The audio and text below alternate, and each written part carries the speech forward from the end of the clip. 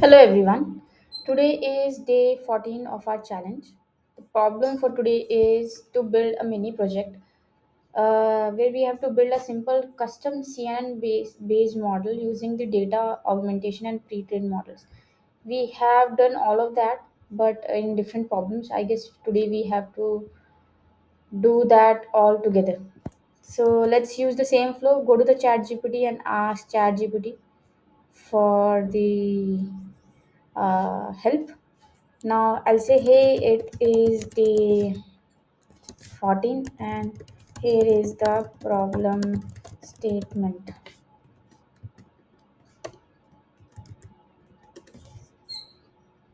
So let's wait now for it to generate the full response and then we will start. Meanwhile, it is doing that. Let me clear the terminal here, prepare my coding environment, and close this day 13 code.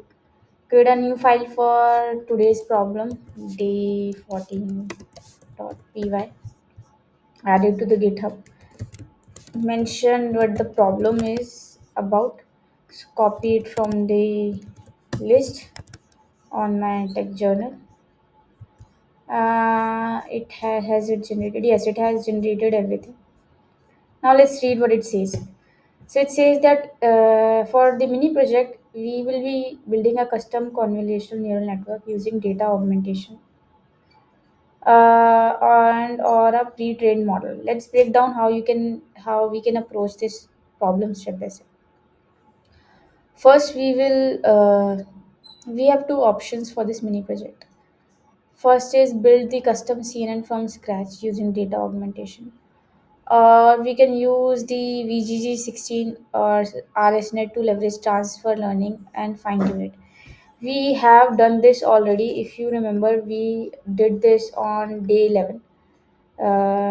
We used transfer learning. That is, we used a pre-built model as the base layer, and then over the top of that, we have added our own layers on this cat versus dog data set. So let's not go ahead with this one as this will be something that we have already done. Let's do this one, the option one. So the option one is we will use data augmentation to make our training data more diverse, which will help the generalization. Okay, but data augmentation also we have done, I guess. We have done data augmentation on day 10. So let's see.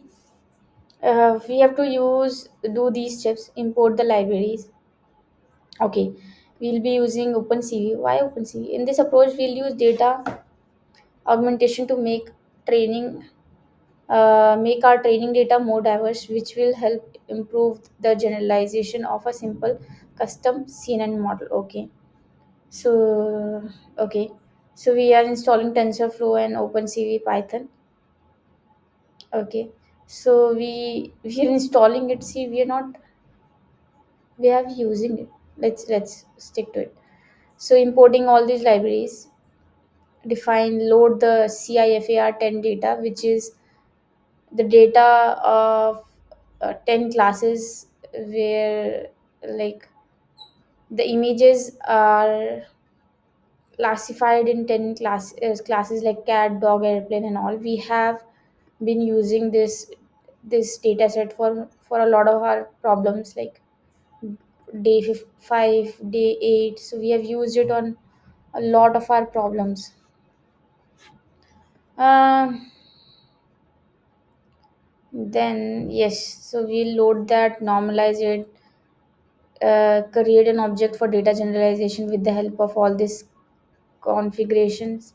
Then we generate it and then we create a sequential model, compile it, and then we train it and we evaluate. So we have sort of done this already. I guess we have done this already on day 5, option 5. Yes, so we have done that already on day 5. On day 6, sorry. So we have done that on day 5 already. In this approach, on day, I guess, the second approach, I can maybe look at it. We are going to use the VGG16 model and fine tune it. So, uh, okay. Hmm. So then we will add layers on top of that. We will build the base model. We add layers on the top of that. We then freeze all layers in the base model. Yes, we have done that as well. Here we use data augmentation to expand the data and avoid overfitting. Then we have done both of them. We have done both of the approach options in on day 5 and day 5 and on which day? Day 5. No, data augmentation we did on the, I guess, segmentation YOLO 11 and 10 and 11. Day 10 and day 11.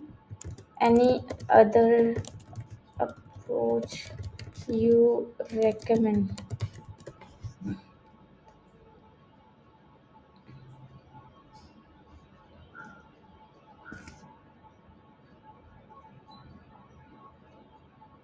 Yes, let's explore a new and exciting approach for your mini project.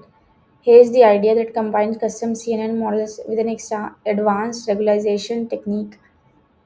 Okay, to make your model more robust, we will explore knowledge distillation or learning as an alternate approach.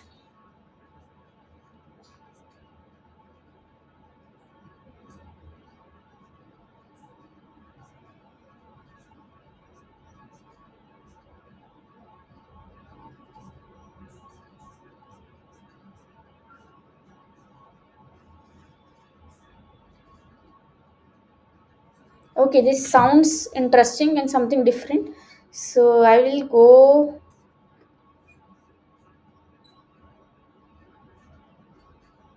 and update this title maybe later. But yes, we will explore knowledge distillation or learning as an alternate approach. So the new approach is train a small model like student using a larger pre-trained model teacher.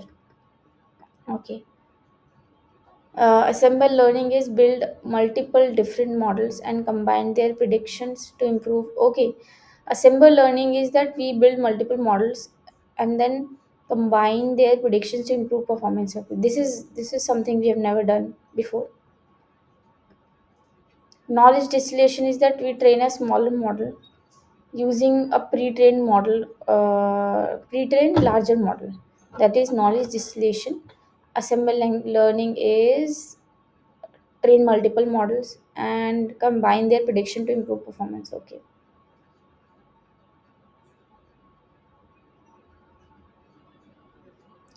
Then we have residual connections with the custom model.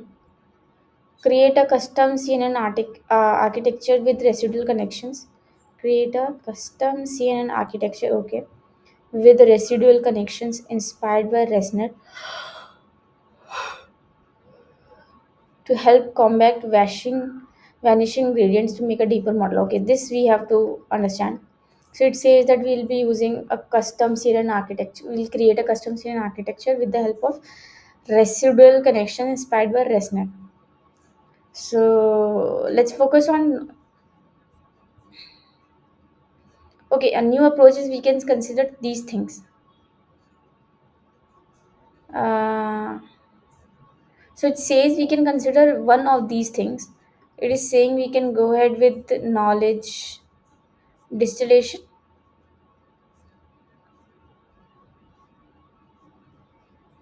Option 2 is assemble learning. Another interesting approach, we could create assemble multiple CNN to improve the performance further. Train multiple models, train multiple CNN architecture like simple CNN, VGG16 and RS615. Combine the prediction of these models by averaging them or using a voting mechanism. Final assemble model. The final prediction is more robust as different models have different strength. Okay, so we predict model 1, model 2, model 3. Okay, prediction.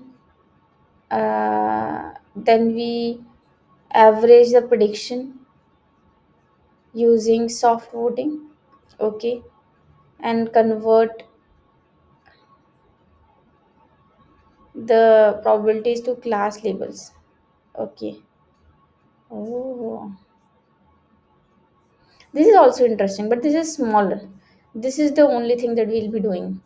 Knowledge distillation is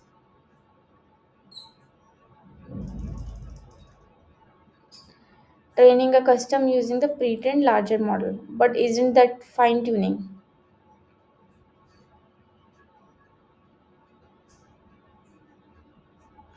Let me ask. Sounds similar to what? Transfer learning, right? Sounds similar to transfer learning. Is it true? It sounds knowledge distillation sounds similar to transfer learning. Okay, but they are distinct concept in how they are applied and their purpose and the way they work. Let's break down the similarities and differences between these two approaches in simple terms.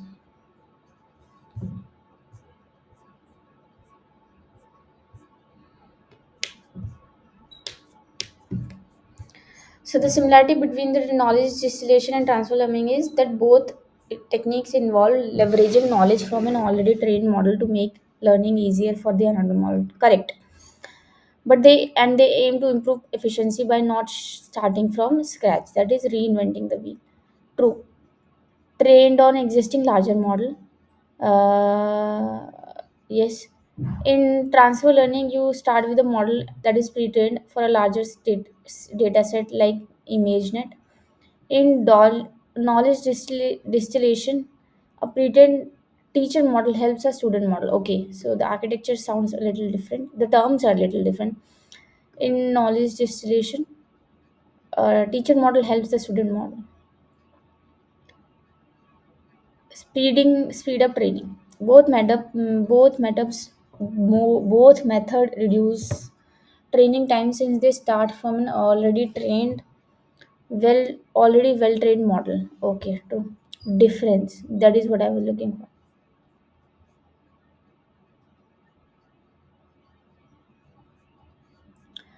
So the difference is that knowledge distillation compress a larger model into a smaller model. Efficient model by training a student model to mimic a teacher model. Okay. The transfer learning uses a pre-trained model's layers and features to solve a similar problem, potentially by fine-tuning.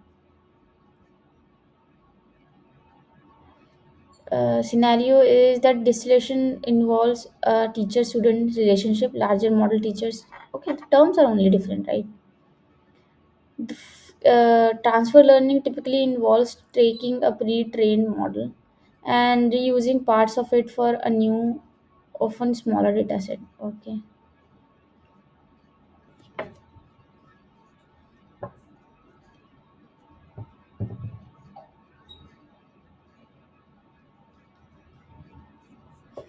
Uh,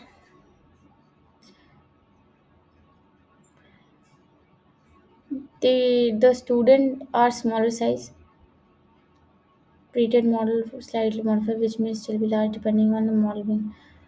Let's add. I still sound both of them a little similar, but let me read this one.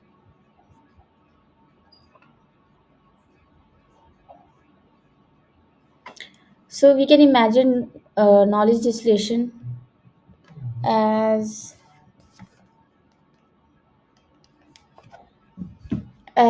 imagine you have a very large and complex teacher model like ResNet 50 or BERT that can give highly accurate prediction. However, this model is too resource intensive to run on a small device such as mobile phone.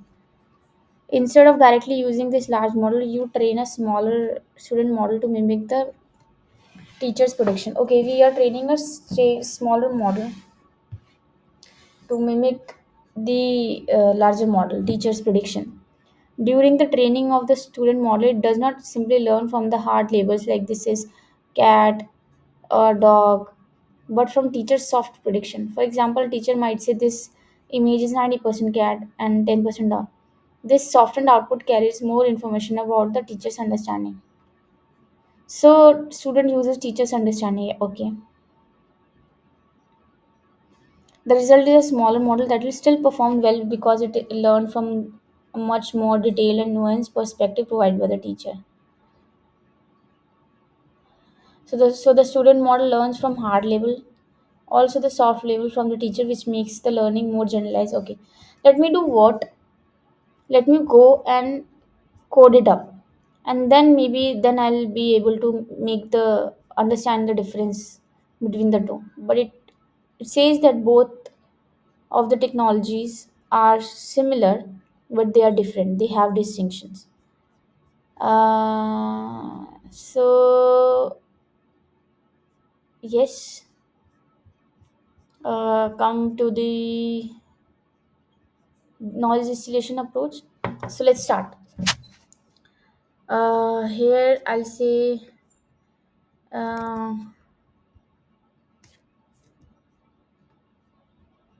we are doing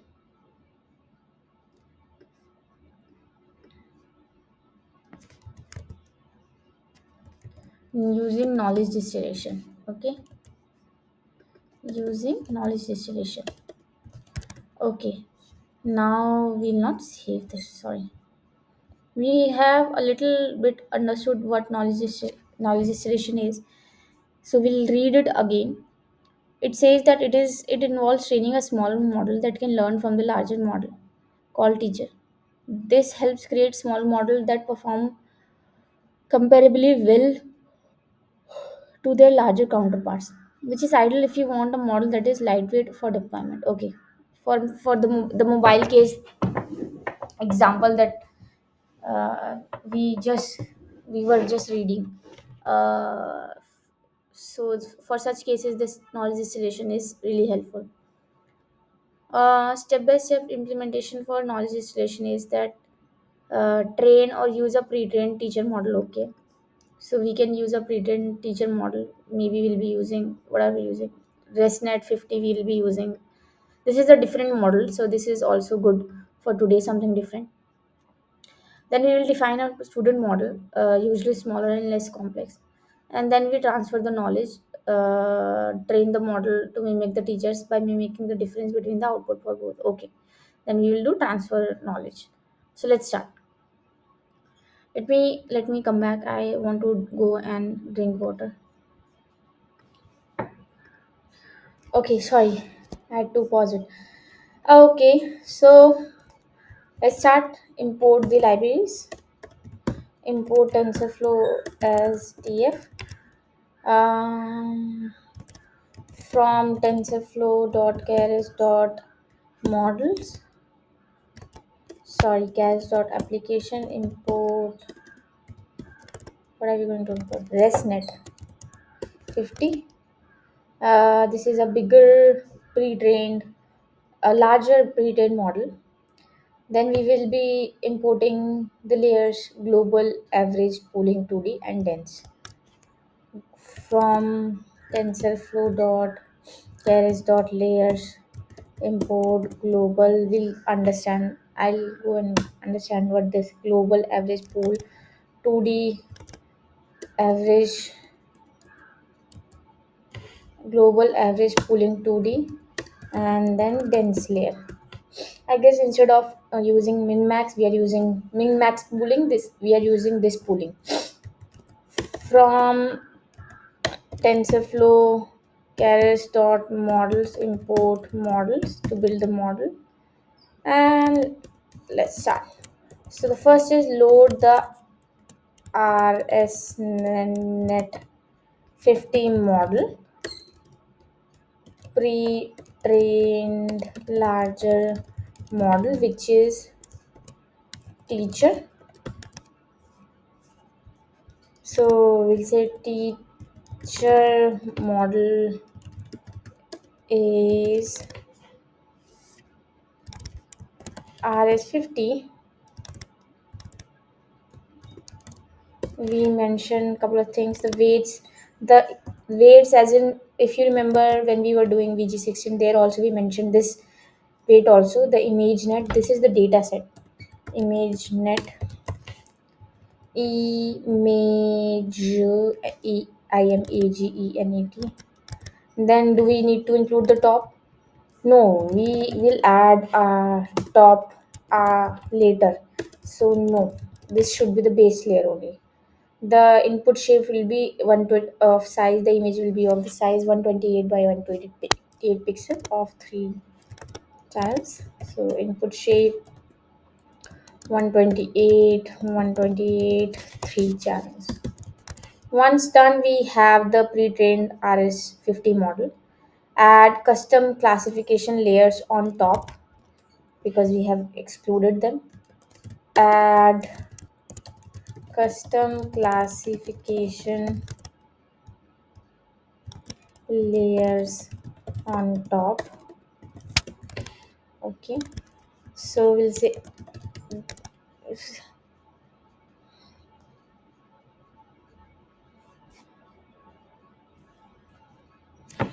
let's wait, just give me a second. Okay, we'll take X as the teacher model dot output, the output from this model. Okay, why are we doing that? Let me understand that. Can you, I'll say, can you explain each line of knowledge transfer code from knowledge distillation? Let's ask Chat GPT to explain it so that I don't have to go and ask for explanation explicitly. So we are importing the libraries. Okay, okay. Yes, that's what I told you, right? 128 by 128 images with 3 channel, red, green, blue. Then we are adding custom layers. Oh, it is still generating. Wow. So it is done generating everything. Let's come to what this section. So we were doing this. We were adding custom layers. We are done with loading the base teacher model. So we get the output of the pre-trained ResNet50 model from this teacher dot output. So okay, then this should be small x, right? And then we do what? We use this layer called global average pooling 2D, and take X as the input layer. So this applies global averaging pooling to reduce the dimensions of the feature maps from ResNet 50 and make the output manageable. It helps aggregate the information across the. So this is a type of pooling that I was talking about. I will not go and understand more about this thing for now. I just want to understand the output of how this knowledge distillation works.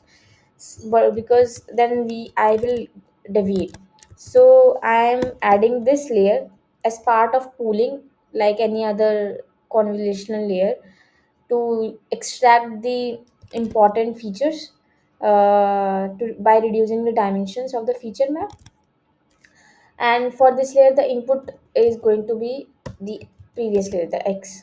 And then we will have a dense layer, and dense layer will have 256 neurons. A fully connect So this will be a fully connected layer with 256 units and a rectified linear unit as activation function. So this will be the fully. So now we have got the 1D vector of the important features from the global average pooling. Now once we have got that, we have to we have to now identify which feature or which pixel represents what object. So for that we will do and build a fully connected layer of 256 unit. Why 256 unit? Because of the RGB color, and the input is going to be the previous layer, and then we'll have the final layer as the output layer, which will be of 10 units or 10 neurons. Why? Because we have 10 classes, uh, and the activation function is going to be softmax. Why? Because we want the output of the neurons to be a probability, uh, and the sum of the probability of all those 10 neurons, 10 units, is going to be 1. So whichever is going to have the highest probability will be the output, predicted value, predicted class. So yes, let's do what? 256 neurons. Activation is rectified linear unit, and the input for this is previous layers, and then we'll have one more layer called the output layer. We'll have 10 neurons, and then the activation function is going to be soft max, and for this the output previous layer is going to be the input layer is going to be the previous layer. And let's store the predictions here. Once done, create the final teacher model. Now we are done with all everything. We have added our custom layers, so we will create the final model.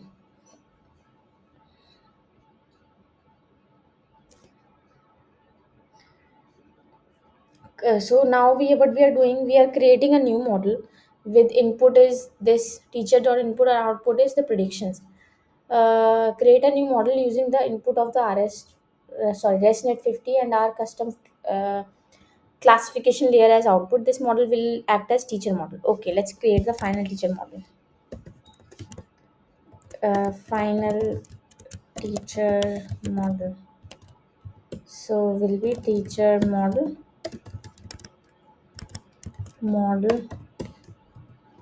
will be the teacher model dot input, and prediction output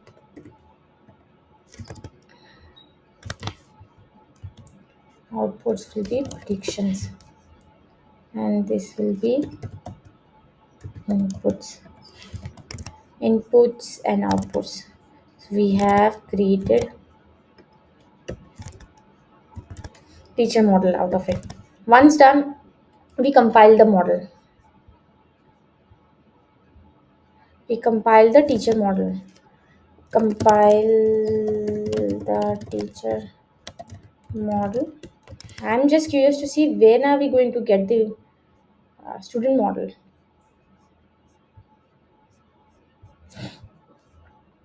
Okay. So teacher model dot compile. We pass the optimizer as Adam. We pass the loss function as category. So it is sparse. Categorical cross entropy. We have been ENTROPPY. No. We have been passing it like a number of times in all our previous problems. So we know what it means now. Matrix is going to be, it should just be a string. It should be an array, and we will evaluate on the basis of accuracy. The performance will be on the basis of evaluated on the basis of accuracy. Once done, so track accuracy during training.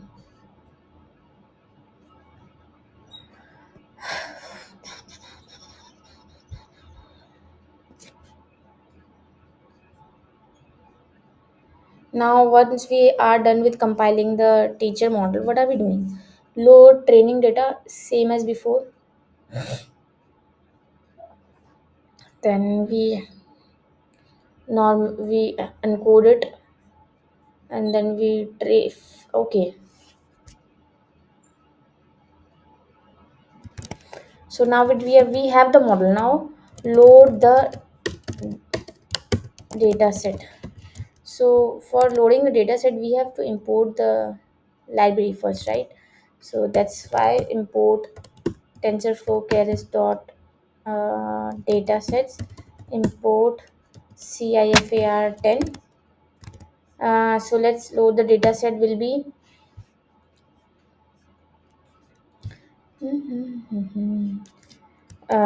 x train, x validation, y train, y validation will be what, cifar dot load data. Once done, we already know how this data looks like.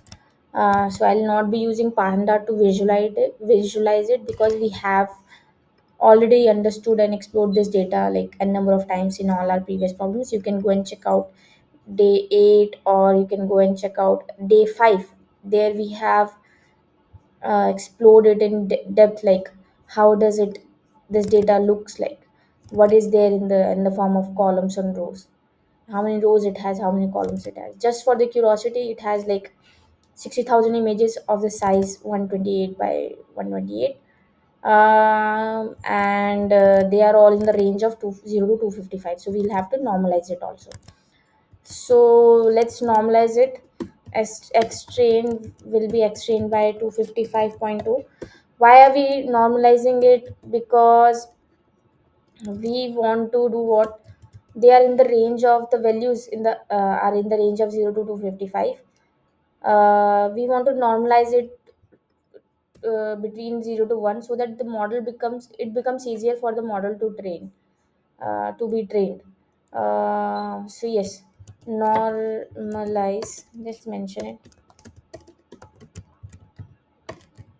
normalize the pixel values between 0 to 1, and the x value will be x value divided by 255.2.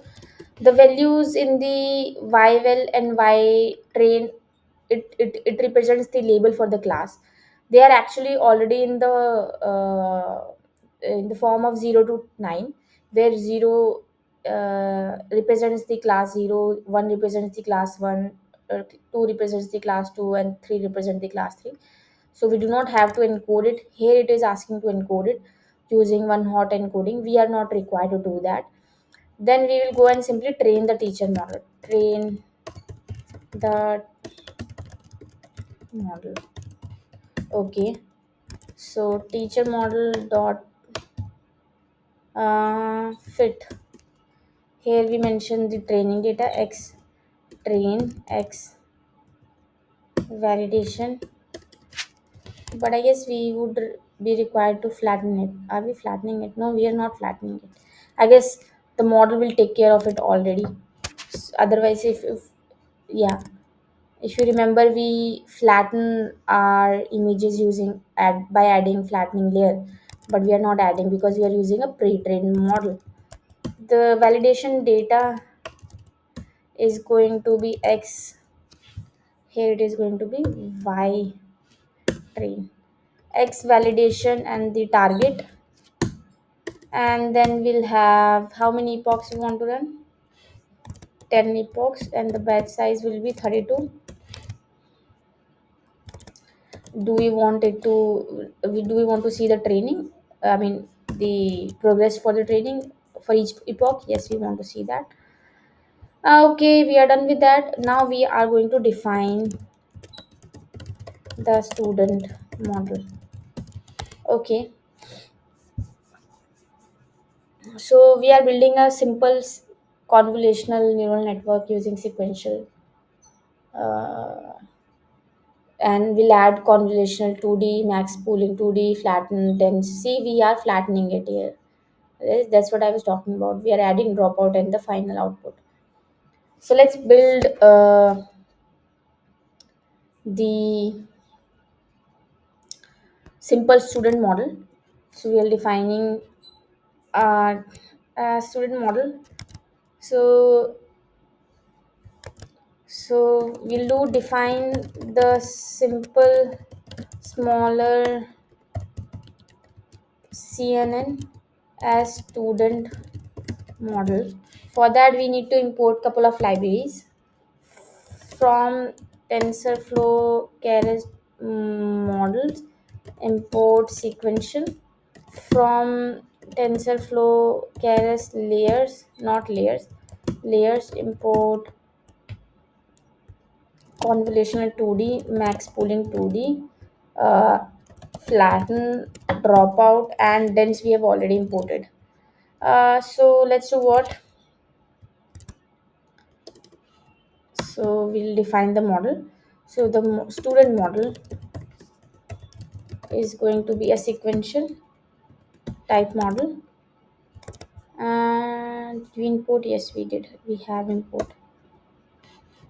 And let's add mod, uh, layers to it. Add dense layer, a dense layer of what neurons do we want to start with? 16 neurons, 16 filters, and the size of the filter is 3 by 3, and the activation function is rectified linear unit.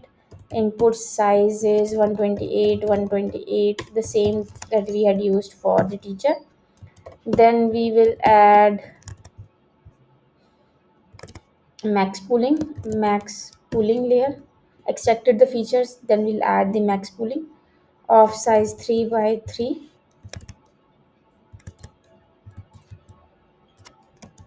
pooling.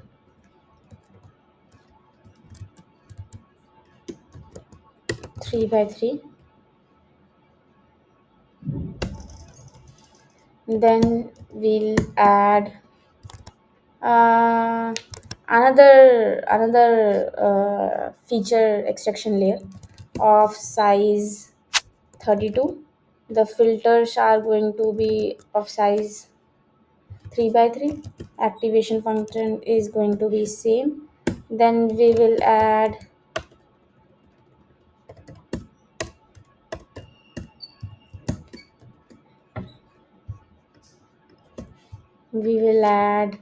the max pooling 2D layer of size 3 by 3.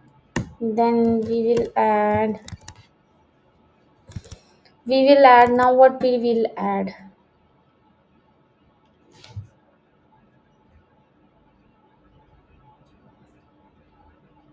Yes, we have extracted the important features. Now we will flatten it.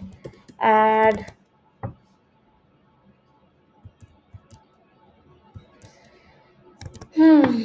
add We are going to add one more dense layer of size 64. Filter is going to be 3 by 3. Activation function is going to be rectified linear unit. Student model, add the flatten layer, which now we will flatten it into 1D array. Then we will build our was the last fully connected layer. Let's build back the from the important features that we have extracted and converted into 1D. Build back as fully connected layers because the neural network understands that. So it is going to be in the form of 256 neurons. Activation function is going to be rectified linear unit. Okay, we want 128. And then apply the dropout. Add a layer to drop a dropout layer to randomly drop 50% of the neurons to prevent the overfitting. Then we add the last layer, which is the output layer, a dense layer of 10 neurons. Activation function is again going to be softmax. We have already understood why we are doing that. So we have the model. Now we are going to see the summary of the model. Student model dot summary. We see that, and now we train the student model using distillation. This is the important step. All the previous steps we have already done something similar in all our 13 problems. So this is going to be a different exciting step. Step 3 will be train the student model using distillation. Train the student model using distillation.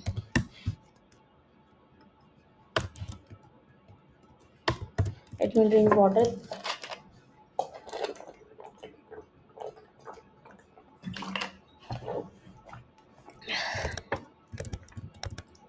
Okay, so we are in this code.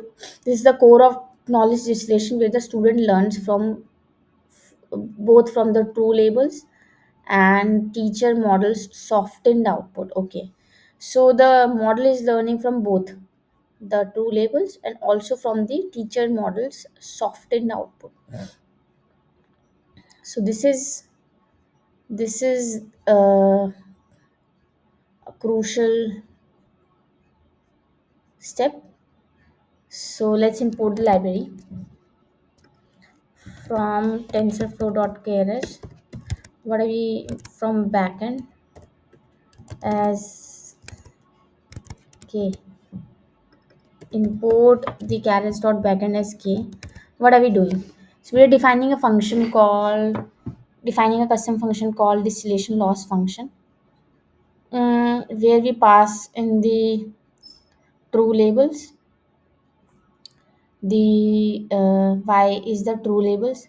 This is the predicted labels from student model predictions. Is the student model predictions. Teacher logics are teacher model logics softened, and temperature is what temperature are we setting? Higher temperature softens the teacher's probability distribution. Okay, so the higher it is, the soften the teacher's probability distribution is. Then we have alpha, weight between distillation loss and regular loss. Okay, and what are we doing here?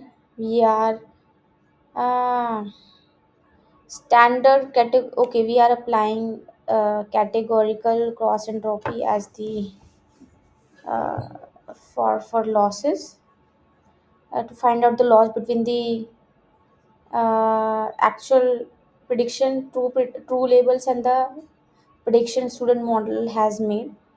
So student loss is that. The teacher soft target is. So we are using this k dot soft max to calculate the soften value for teacher. We do that by dividing the temperature, and same we do with the y prediction for the students of distillation loss, and then we get the loss between the teacher. Okay, what is that? So it sums up teacher underscore soften into k dot log teacher soft under student soft. Okay, so we get we apply some sort of formula, and then we get this distillation loss. Okay, once we get the distillation loss, we apply one more formula, and on the basis of that we return something, a distillation loss. Okay,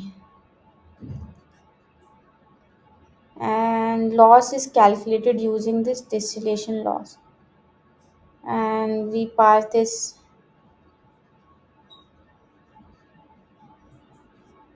things. uh,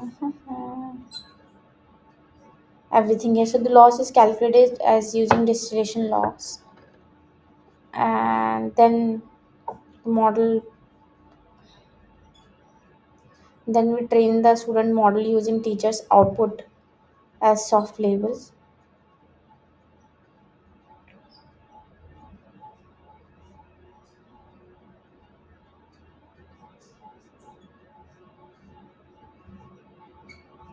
Where are we using this thing? I want to see the full code. Let me go back. This was the distillation loss. Compile the student model using the distillation loss function that we had created. Then train the student model using the teacher's output as soft labels. So now we are predicting, train the student model. Why are we training this? We are using teacher model to predict, right?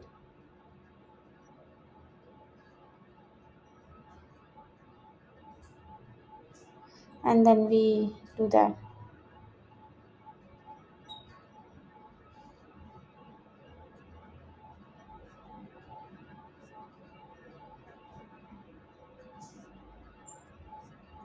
I have a query. I have a query here. I had the query that I do have here. Before I do this step is all pure maths. Let's not go deep in this. We do understand that with some maths we are getting the loss for the distillation loss, and based on that we are compiling the student model, and hmm, and then we train the student model that we had created. But why are we using this? I don't see the use use of this anywhere later in the code. Why are we even writing it?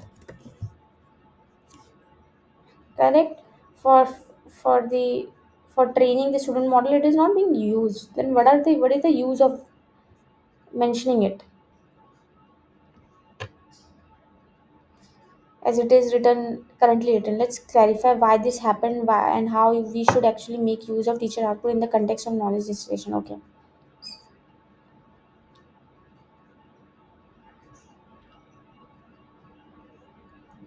So this so we pre-compute this teacher output.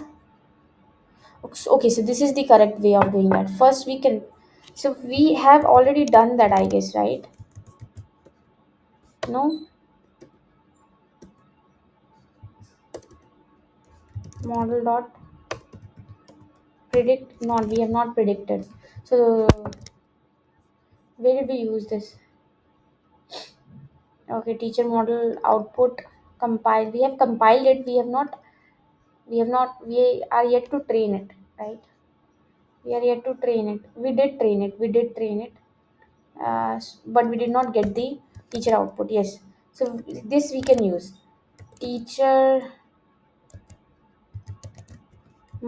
teacher output, that output from the teacher model we can save here, the predict on x validation, and then that we can use while calculating the distillation loss. And then we define update the distillation loss to take the teacher logic. We standard categorical so add we use the standard categorical cross entropy on the predicted value on the actual value for the student model, from the student model. We calculate the soften the teacher and student predictions, uh, teacher output and the predictions. Why predictions, yes. Once we do that, we calculate the distillation loss by some formula, and then we return that based on the temperature and the alpha. We return that. We then create a custom training loop. Here we pass on the batch size, epoch, and the number of batches. Number of batches will be the length of the training data divided with the batch size. And then we create dataset object for better batching. Oh my god.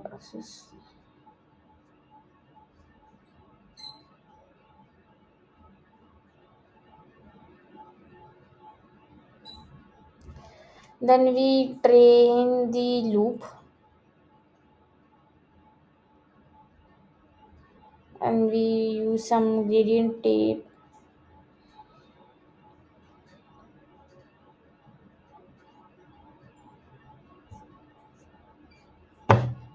So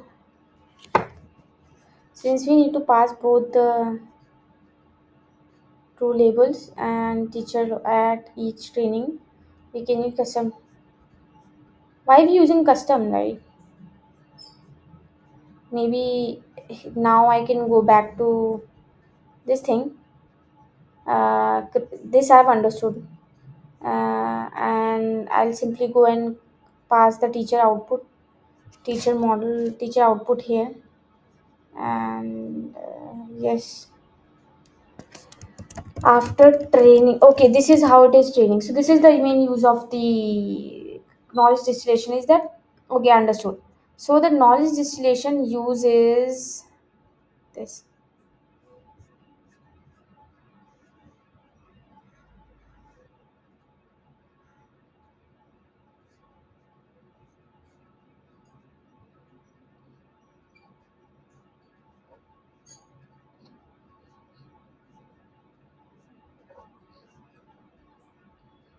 Just a second, I'm just checking out where is it actually in this the updated code.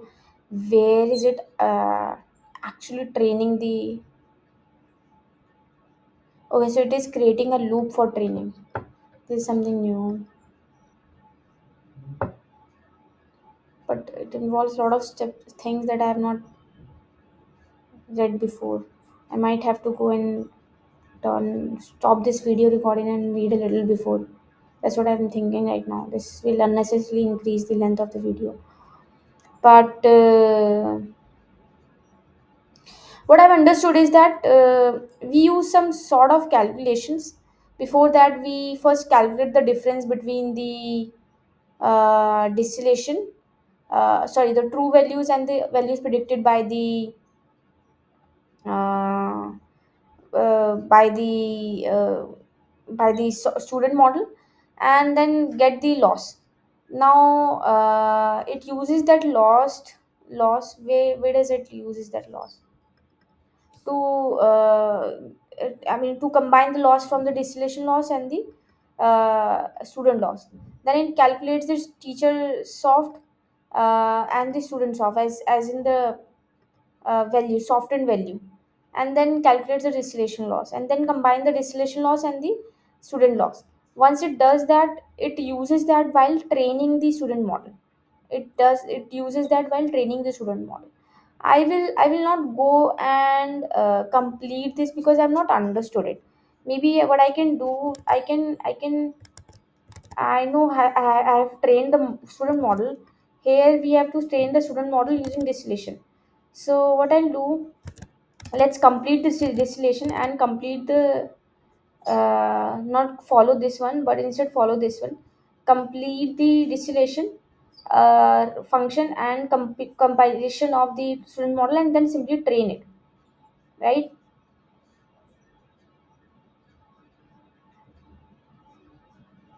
Okay, simply train it, right?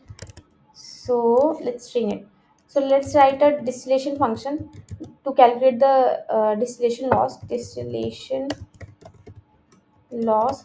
Here we take the actual value, true prediction, I'll say original prediction, and then student.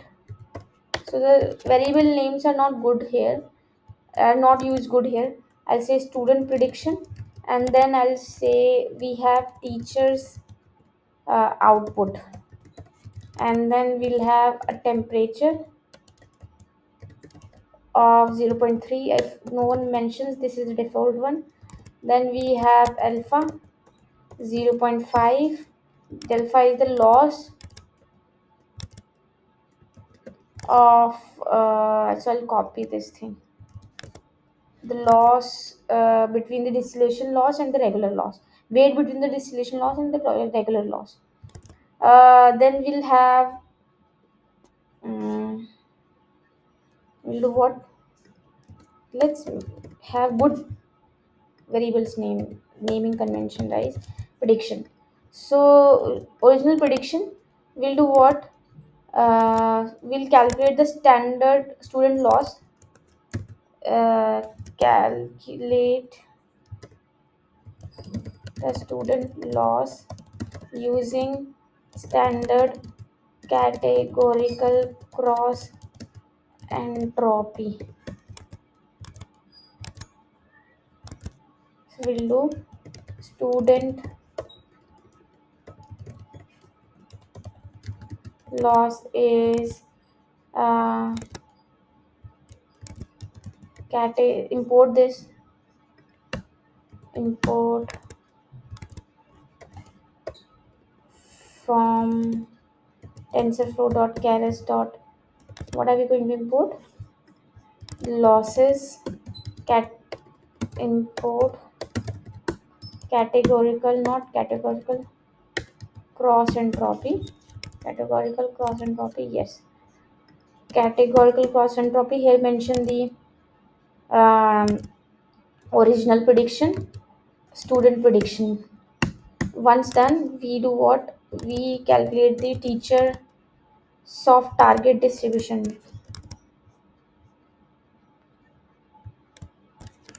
Student teacher soft target distribution.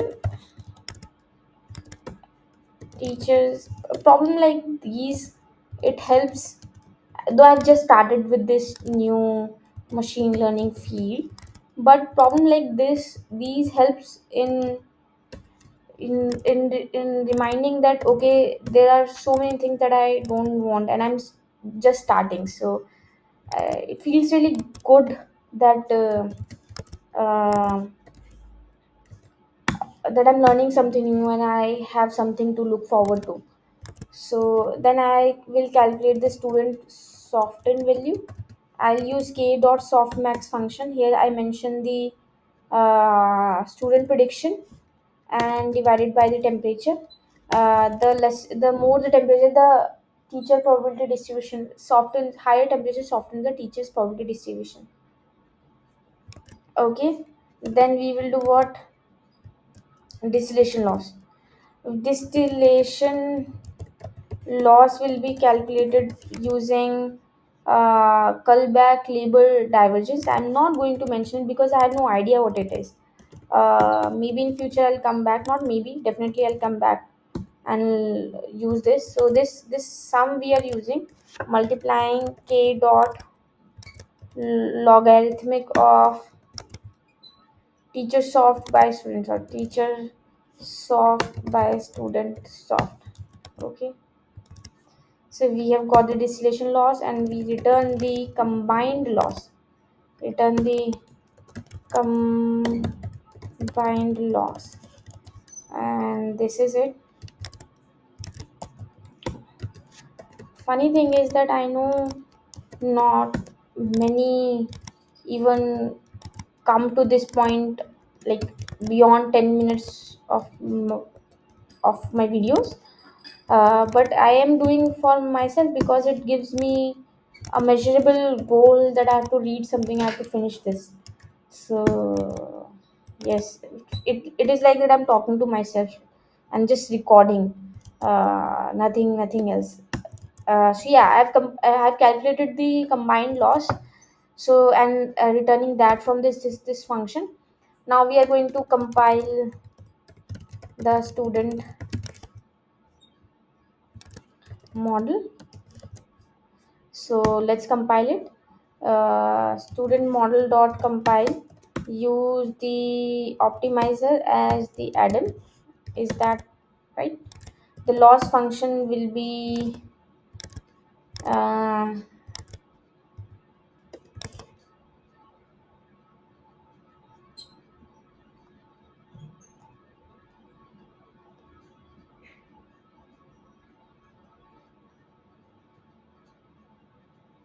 did we calculate this y true and y prediction? No, right? So I guess that's what we are getting from this lambda function, right?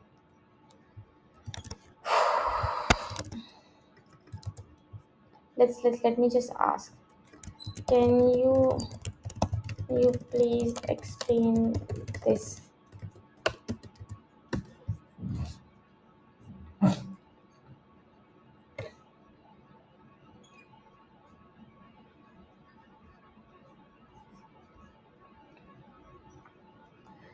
It specifies what loss function to use when training the student model. We know that lambda y true comma y pred this is the lambda function for as anonymous function called as anonymous function in Python that defines how to calculate the loss for each batch during training. Okay, the lambda function takes two arguments, y true as the true labels from the data set, y prediction made by the student model for the given. The lambda function calls the distillation function. The lambda function further calls this distillation function with these two arguments, and in the custom distillation function we passes those two arguments. uh, okay, so what are we doing? We will be doing that lambda y true. Let me ask, can I use different name for y true and y prediction, like original prediction and student prediction? Let me ask, if I can, I'll go ahead and use it.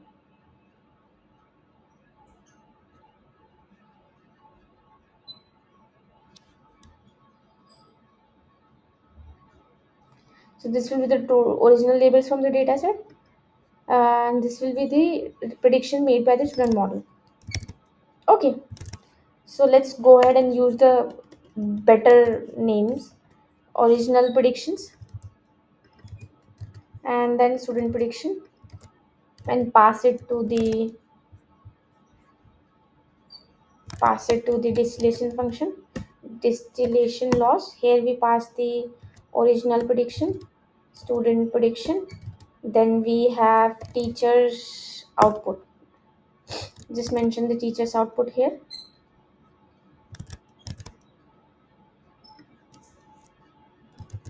Instead of teachers model output, can we pass, I'll ask, can we pass this? Let me ask, can we pass that, or both of them are a different thing?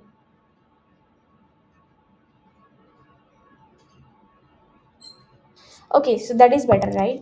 So we have calculated the teacher's output, we are passing that as the base to soften to calculate the loss.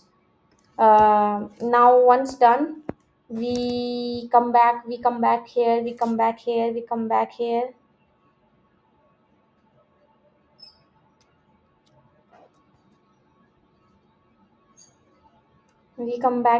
and we mention the other thing, which is almost done we are. And now it makes sense though, we don't have to do that complex training loop. It makes sense, we are just passing the teacher output, the predicted output that we had got from the teacher larger pre-trained model, and using that to calculate the loss using distillation, using what distillation technique, which is using Kullback-Leibler convergence algorithm. We are calculating the distillation. Once we do that, we use that to calculate the loss of student model, and the metrics will be what to look for while training the model will be accuracy, right? And I guess that's it. We are almost done with the code today. That's it. Come back to this thing. Not this. Yes, once we are compiled, we simply train the model. Student model dot train, not train, fit. Student model dot fit x train, x not y train. Validation data is x validation, y validation. Then we have epochs 10. The batch size is 32. And the verbose, yes, we want to see how the model performs, and then we will simply see the loss. We will look at the loss, right? So let's run the script. Day 14.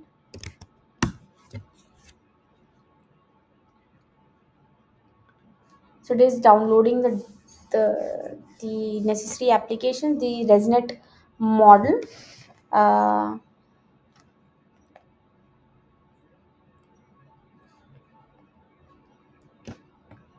and we have error. Wow, we have error at line number 41. What error do we have? Extrain.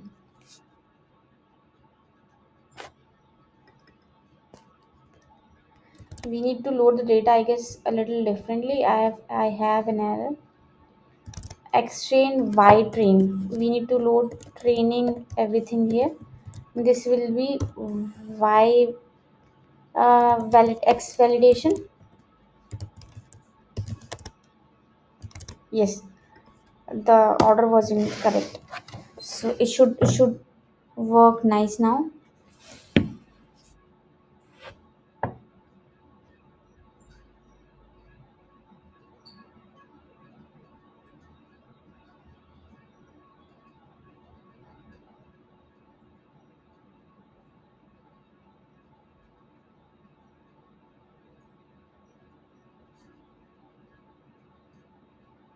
Okay, we have the error now. Line number 41.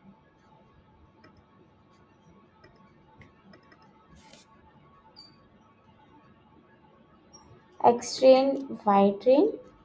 X train Y train. X well Y well.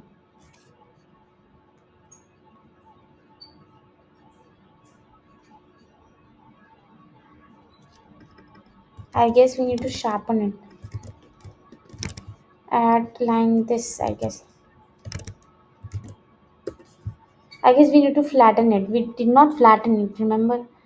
uh, so we have to flatten it. Yes, we have to flatten it, correct?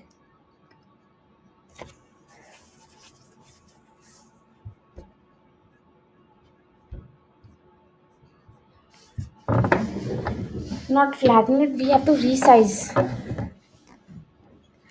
from 30. So the images are in the form of 31 32 by 32. We need to flatten it to 128 by 128. So we will use the TensorFlow.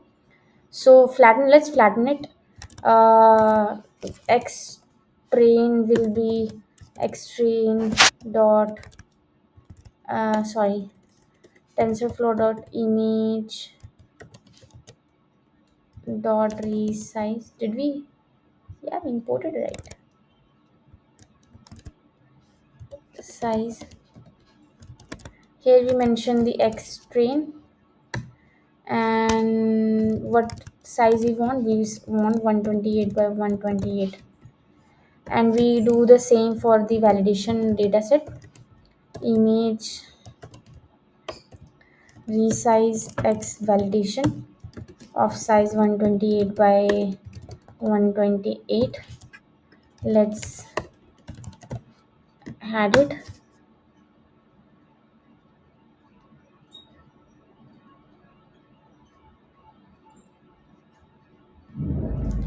Let's run it. Let's Okay, it is training. So it is training what? It is training the teachers model first. So expected time is 28 minutes. Oh my god. So it is going to take a lot of time. What I'm going to do, let me turn it off and park it here only. So what I have explored and understood today is that how we are using the teachers model. We built a teachers model by using a pre-trained model ResNet. We explicitly mentioned that we do not want to load the top. We want to add the custom our own classification layers. We added that, we compiled it, and then we trained it on our data. Once we did that, we created a simple sequential student model, and we created a function called distillation loss to calculate the distillation loss using Kullback Linear divergence and softmax k dot softmax. We did that. We use it while we are compiling the student model. When we are compiling the student model, we get the original values and the student predictions. So student predicted values. We use it to calculate the distillation loss, and we use it to calculate the loss while student model is compiling. And on the base of that, it uses that it uses while compiling and calculating the loss, the teacher model. Once done, then we simply fit the model, we train the model. Now it is taking too much time, it is going to take too much time to train, so we will not train it. We simply add the model, add day 14 code, uh, knowledge